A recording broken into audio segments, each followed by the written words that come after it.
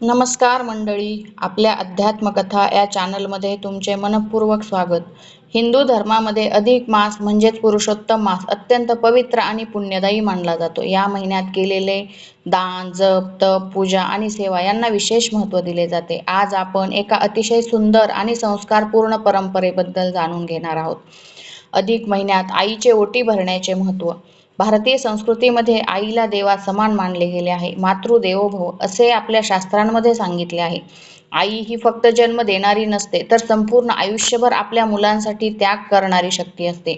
त्यामुळे अधिक महिन्यासारख्या पवित्र काळात तिचा सन्मान करणे अत्यंत शुभ मानले जाते.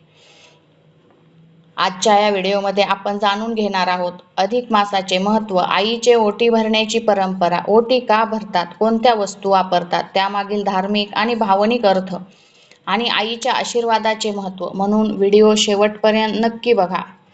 अधिक मास म्हणजे काय? हिंदू पंचांगानुसार दर काही वर्षांनी एक अतिरिक्त महिना येतो, त्यालाच अधिक मास असे म्हणतात. या महिन्यात पुरुषोत्तम मास असेही म्हटले जाते, कारण हा महिना भगवान विष्णूंना समर्पित आहे. पुराणांमध्ये सांगितले आहे की हा महिना अत्यंत पुण्यदायी आहे. या काळात केलेल्या चांगल्या कर्माचे फळ अनेक पटींनी वाढून मिळते. म्हणून लोक या महिन्यात दान करतात, धार्मिक ग्रंथांचे वाचन करतात, मंदिरात जातात आणि मोठ्यांचा आशीर्वाद घेतात. आपल्या संस्कृतीत आईला सर्वोच्च स्थान दिले गेले आहे. आई ही आपल्या जीवनाची पहिली गुरु असते. ती आपल्याला संस्कार देते, प्रेम देते आणि संकटांमध्ये आधार बनते.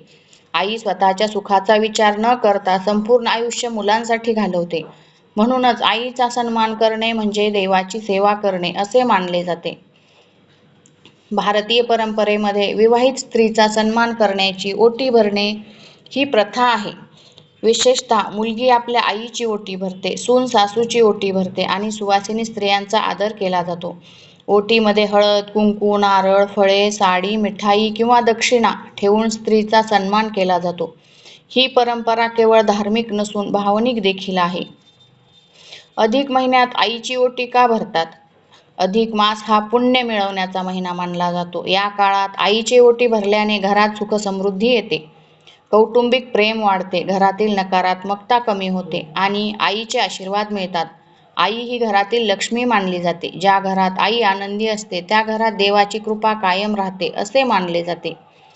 ओटीमध्ये कोणत्या वस्तू ठेवतात? हळद, कुंकू, नारळ, फळे, मिठाई, साडी किंवा कपडे, दक्षिणा, तांदूळ किंवा धान्य या सर्व वस्तू शुभ आणि समृद्धीचे प्रतीक मानल्या जातात.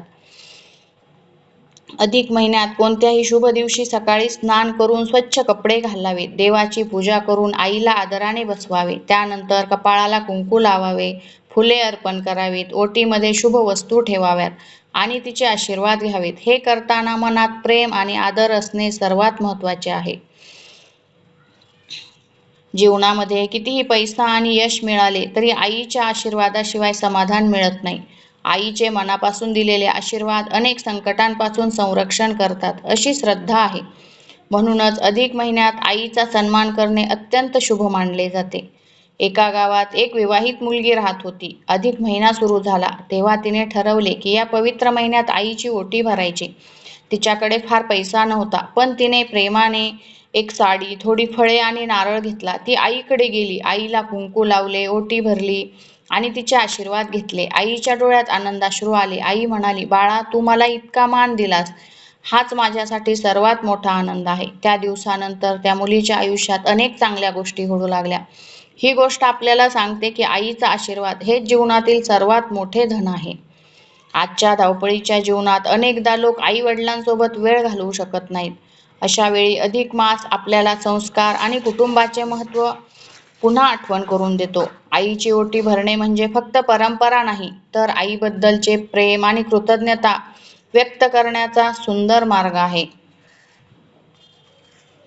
तर मित्रांनो, अधिक महिन्यात आईची ओटी भरण्याचे हे धार्मिक, आध्यात्मिक आणि भावनिक महत्त्व तुम्हाला कसे वाटले ते कमेंटमध्ये नक्की सांगा.